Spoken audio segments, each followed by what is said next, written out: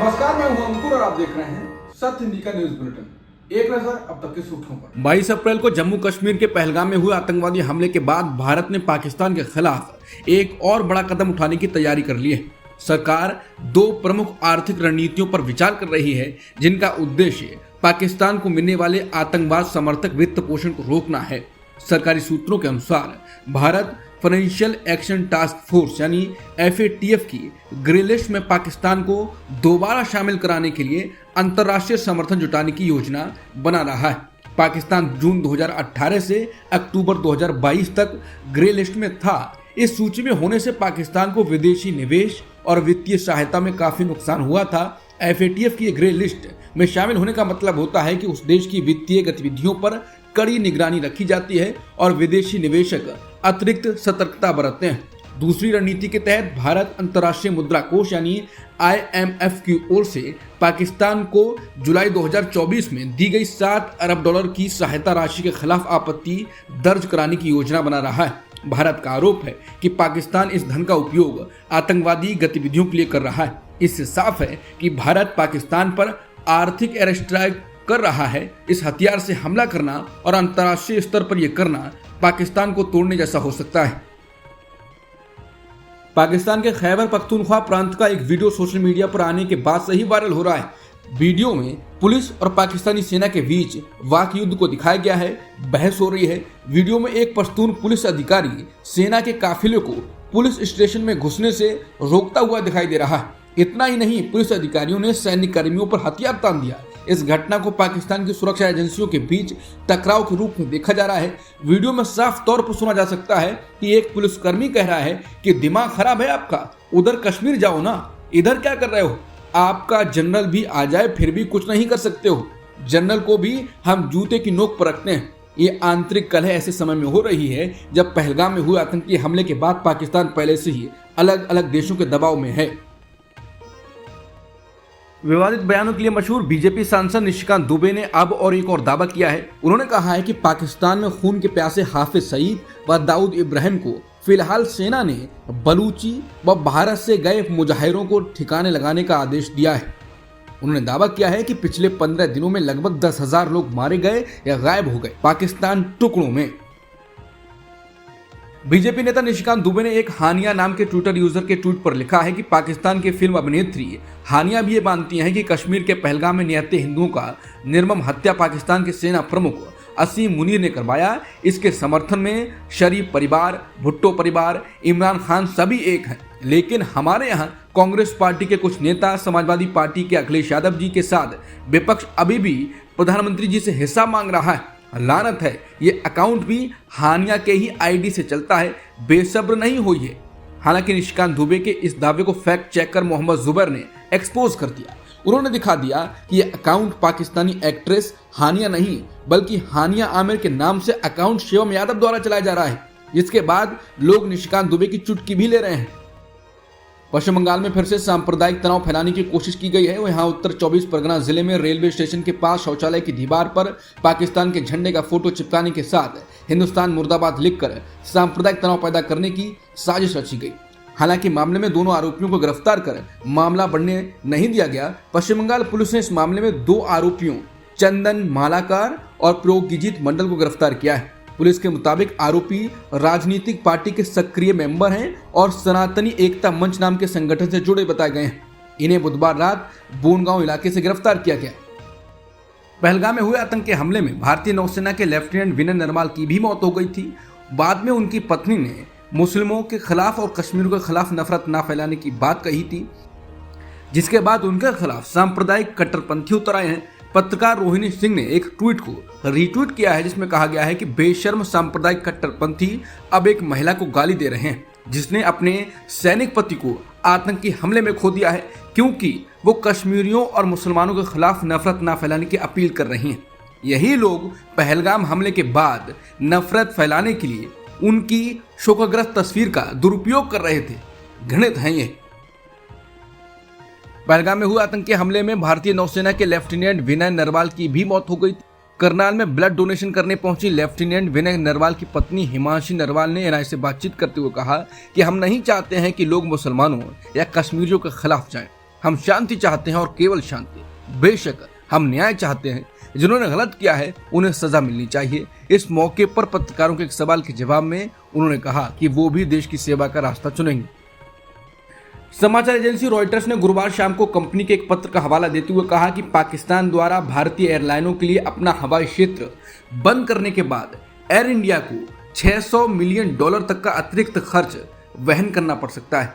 Airline ने चेतावनी दी कि लंबी उड़ान अवधि का यात्रियों पर भी असर पड़ेगा।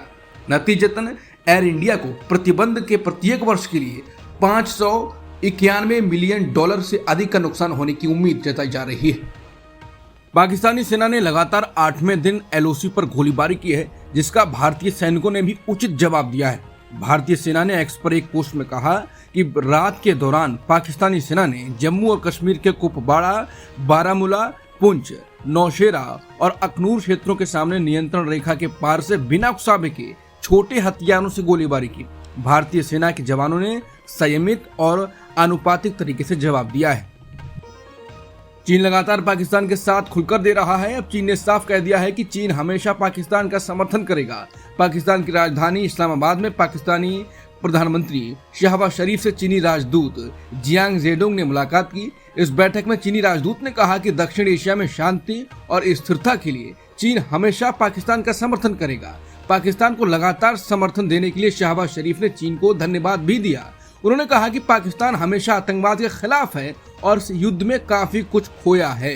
चीन के विदेश मंत्री वांग यी ने कुछ दिन पहले पाकिस्तानी उप प्रधानमंत्री इशाक डार के साथ टेलीफोन पर बातचीत में कहा था कि जम्मू कश्मीर में हमले के बाद चीन पाकिस्तान और भारत के बीच बढ़ते हुए तनाव पर नजर बनाए हुए है। पहलगाम आतंकी हमले पर ओवैसी ने फिर पाकिस्तान पर हमला बोला है। ओवैसी ने कहा कि केंद्र सरकार को आतंकवाद का खात्मा करना चाहिए। इस बार घर में घुसकर सिर्फ मारना पीटना नहीं, घर में घुसकर बैठ जाना है। ओवैसी ने कहा कि बीजेपी कहती है घर में घुस के मारेंगे। अगर सरकार इस बार पाकिस्तान के खिलाफ एक्शन लेगी तो घर में घुसकर मारने के बजाय घर में घुसकर बैठ जाना है। बता दें, इस पाकिस्तान के खिलाफ पूरा देश एकजुट है और विपक्षी नेता भी मोदी सरकार का खुलकर साथ दे रहे हैं। अमेरिकी उपराष्ट्रपति जेडी वेंस ने जम्मू कश्मीर के पहलगाम में हुए आतंकी हमले के बाद भारत से संयमित प्रतिक्रिया की अपील की है और क्षेत्रीय तनाव को बढ़ने से रोकने की जरूरत पर जोर दिया। जेडी वेंस ने कहा कि हमारी आशा है, यानी उम्मीद है कि भारत इस आतंकवादी हमले का इस तरह से जवाब देगा जिससे व्यापक क्षेत्रीय संघर्ष पैदा ना हो। फॉक्स न्यूज को दिए एक इंटरव्यू में जेडी वेंस ने पाकिस्तान से इस हमले के लिए जिम्मेदार पाकिस्तान स्थित आतंकवादियों को पकड़ने में भारत के साथ सहयोग करने का भी आग्रह किया। बता दें, यह हमला उस समय हुआ जब जेडी वेंस और उनका परिवार 4 दिवसीय भारत यात्रा पर थे। ईरान के विदेश मंत्री अब्बास अरागची के अगले सप्ताह नई दिल्ली आने की उम्मीद है। सूत्रों ने बताया कि अरागची के आने की संभावित तारीख 8 मई है, लेकिन आतंकी हमले को लेकर भारत और पाकिस्तान के बीच तेजी से हो रहे घटनाक्रम की पृष्ठभूमि में आधिकारिक घोषणा अभी बाकी है। बता दें, पहलगाम आतंकी हमले को लेकर भारत और पाकिस्तान के बीच मध्यस्थता करने की अपनी मंशा जाहिर करने के कुछ दिनों बाद ईरान के विदेश मंत्री की भारत यात्रा होगी। नई दिल्ली में ईरानी दूतावास के सूत्रों ने बताया कि वो भारत के विदेश मंत्री एस जयशंकर के साथ पहलगाम हमले के सभी पहलुओं के अलावा द्विपक्षीय, क्षेत्रीय और वैश्विक महत्व के अन्य मुद्दों पर विस्तृत चर्चा करेंगे। जातीय जनगणना के मुद्दे पर कांग्रेस पार्टी अपनी रणनीति को मजबूत करने के लिए सक्रिय हो गई है। शुक्रवार को कांग्रेस कार्य समिति की बैठक बुलाई है, जिसमें इस मुद्दे पर पार्टी की स्थिति और भविष्य की दिशा तय की जाएगी। ये बैठक शाम 4 बजे नई दिल्ली में होगी। पार्टी के एक वरिष्ठ नेता ने कहा कि जातीय जनगणना हमारी लंबे समय से चल रही मांग है। सरकार ने इसकी घोषणा की है, लेकिन हमें समय सीमा, बजट और 50% आरक्षण की सीमा जैसे सवालों के जवाब चाहिए। पीएम मोदी केरल में हैं। वहां उन्होंने तिरुवनंतपुरम में 8,900 करोड़ रुपए की लागत से निर्मित Vizhinjam international deepwater multipurpose seaport को राष्ट्र को समर्पित किया। इस दौरान मुख्यमंत्री पिनारी विजयन के अलावा मंच पर कांग्रेस नेता शशि थरूर भी मौजूद रहे। पीएम मोदी ने इशारों ही इशारों में कांग्रेस पर हमला बोलते हुए कहा कि मंच पर शशि थरूर भी बैठे हैं। आज का ये इवेंट कई लोगों की नींद उड़ा देगा। जहां पहुंचनी चाहिए ये बात पहुंच भी गई होगी।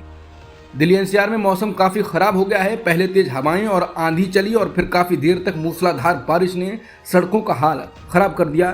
जगह जगह पेड़ गिर गए और सड़कों पर भारी जल जमाव हो गया। पूरे दिल्ली एनसीआर में कई इलाकों में बिजली के खंभों, ट्रांसफार्मर और पेड़ों को नुकसान पहुंचा है। द्वारका जिले के जाफरपुर कला के पास खड़खड़ी नहर गांव में तेज हवाओं के कारण एक नीम का पेड़ खेत पर बने एक ट्यूबवेल के कमरे पर गिर गया, जिसकी वजह से कमरा ढह गया।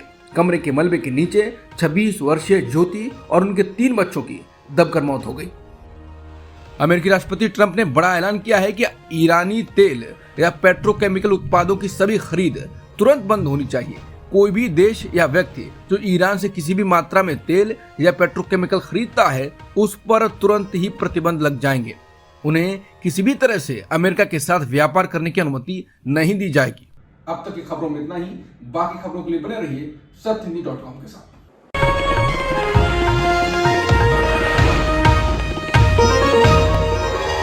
Copyright disclaimer under Section 107 of the Copyright Act 1976. Allowance is made for fair use for purposes such as criticism, comment, news reporting, scholarship, and research. Fair use is a use permitted by copyright statute that might otherwise be infringing.